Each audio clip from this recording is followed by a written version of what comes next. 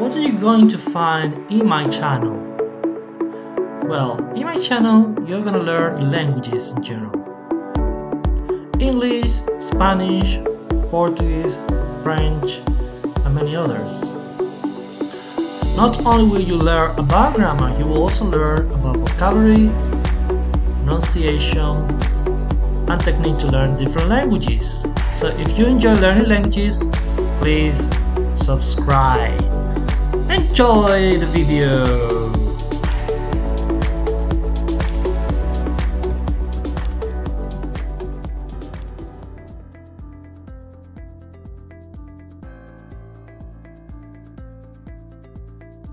Hi everyone, hola a todos. In today's video I'm going to explain subjuntivo, subjunctive. ¿Qué es el subjuntivo? Okay, subjunctive, it's a mood.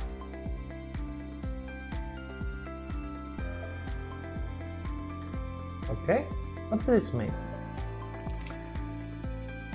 Let me explain this word to you. So, this means how something is done. Basically, that's what it means. So, I'm going to explain the different kind of moods we've got in Spanish. We've got indicative in Spanish, indicativo. Okay.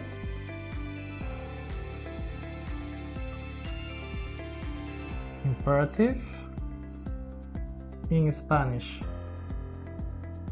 imperativo.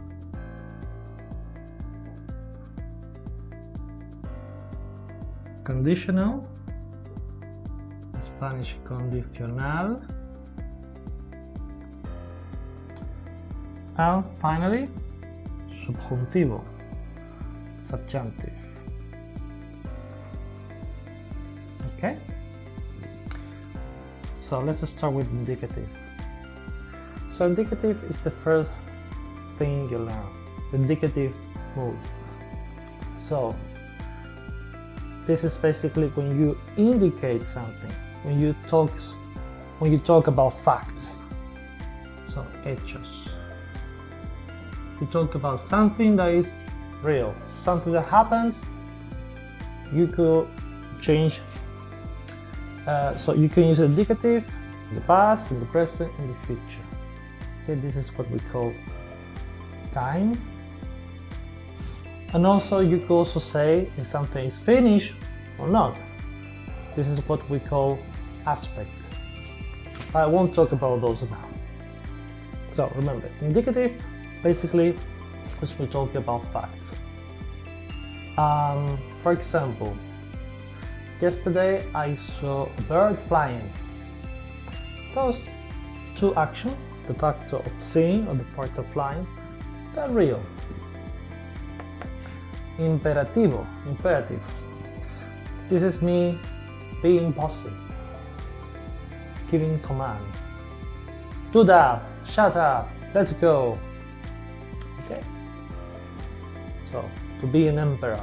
So this is when you're being like an emperor. You're commanding. Alright?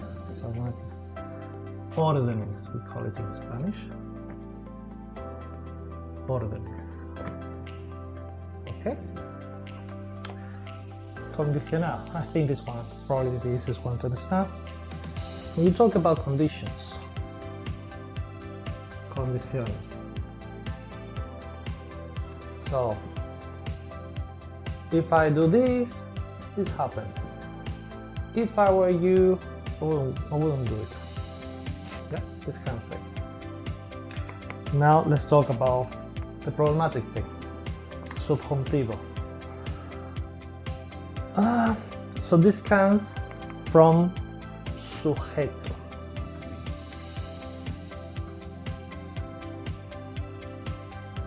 So what does sujeto mean? It means subject. So we use this subjunctive when an action is subject to the perception of the speaker.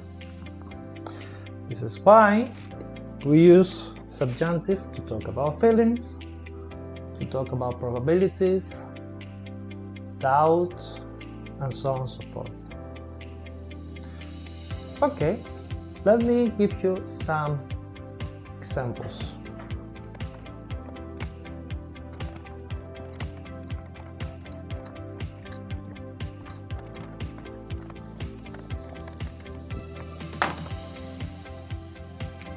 Okay, subjunctive. When do we use subjunctive? How to use it? So before that, let me give you the tense. So I'm gonna start with present subjunctive. So for this, first you should know present indicative. Presente indicativo. Present simple, basically. So, okay. Before talking about when to use subjunctive, I'm going to show present subjunctive. And in order to know present subjunctive, you should know first present indicative. So, I'm going to take verbs for the 3 different regular verbs. Okay?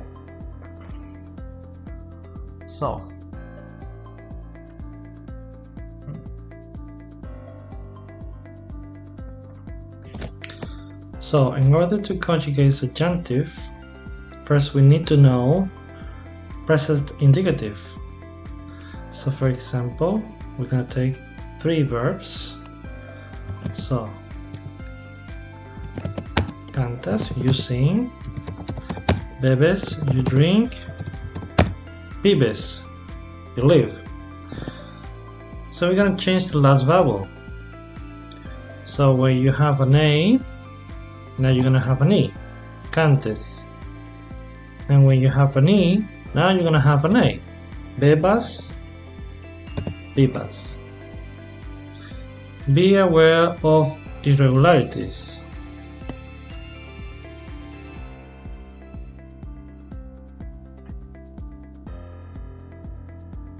Quando?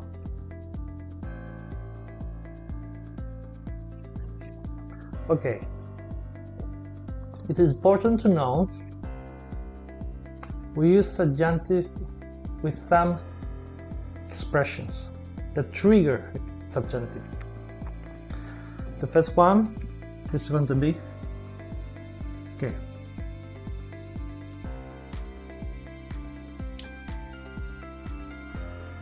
Second one is going to be a verb plus que.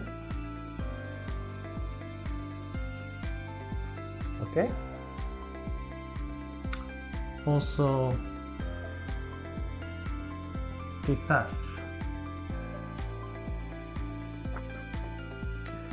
For example,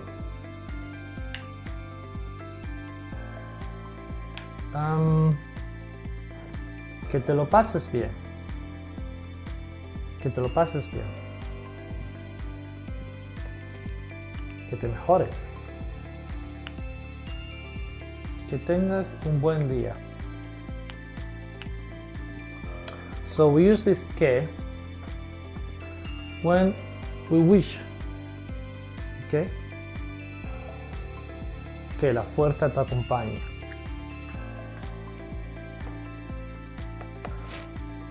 Another very common structure is with verb plus que.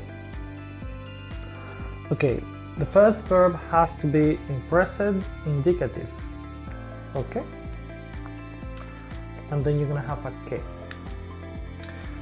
When do we use this verb plus que plus subjunctive?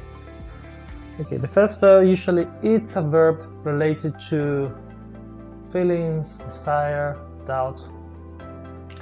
For example, espero que tengas un buen día. Espero que aprendas español. Quiero que vengas.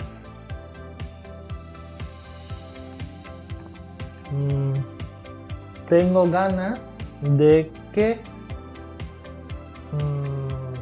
te los pases bien. Okay? And then you're going to have probability. Most common one is quizás. Alright? So, quizás vaya a la fiesta.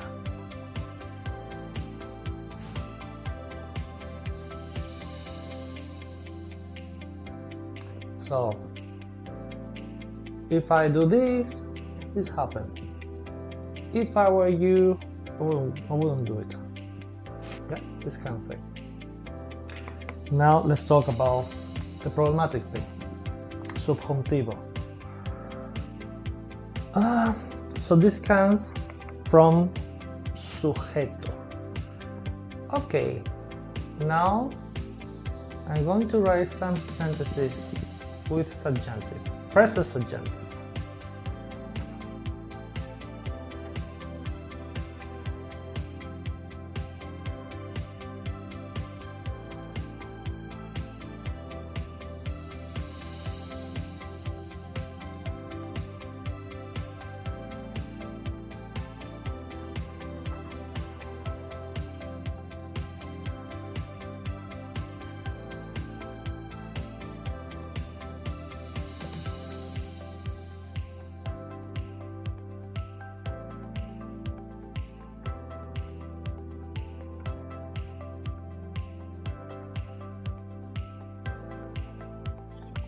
Okay, let's read the following. Que tengas un buen día. So this is subjunctive. Tener, tengas. Quiero que vengas. Subjunctive. Tal vez vaya a la playa.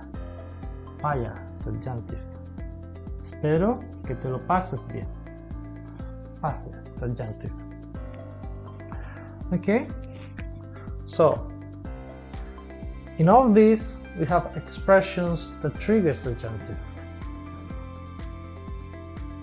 Que,